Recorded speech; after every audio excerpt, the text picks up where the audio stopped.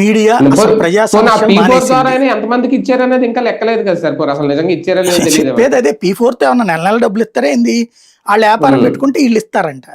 ఆ వ్యాపారాలకు ఆల్రెడీ ఇచ్చారు కదా ముద్రా రుణాలు, అయ్యి వీళ్ళు ఇచ్చేది అందులో కొత్తగా నడుస్తున్నాయి అంతే మాటలు. ఒక రకంగా గత ప్రభుత్వ పథకాలు చాలా పక్కకి వెళ్ళిపోయినాయి.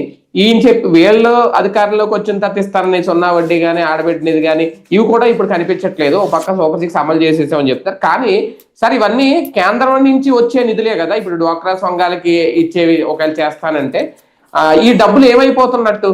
లేదు లేదు, కేంద్రాన్ని డబ్బులు ఏంటయ్యా అంటే ఈ వడ్డీ మామూలుగా అయ్యే వడ్డీ కంటే కూడా మిగతాది ఇవ్వాలి.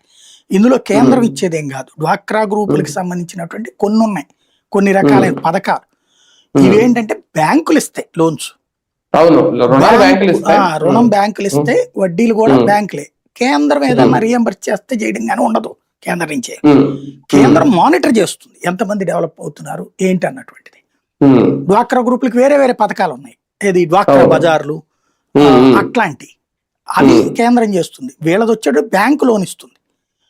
బ్యాంకు లోన్స్ కి సంబంధించిన దాంట్లో వీళ్ళు ఇవ్వాల్సింది. ఇప్పుడు ఇట్లా డబ్బులు లేవనుకోండి, ఏం చేస్తారు వాళ్ళు? అప్పు తీసుకోవడం మానేస్తారు. ఇప్పుడు వీళ్ళు చెప్పింది ఏంటంటే సాక్షి రాసుకొచ్చింది 16 లక్షల తగ్గిపోయింది అన్నటువంటిది.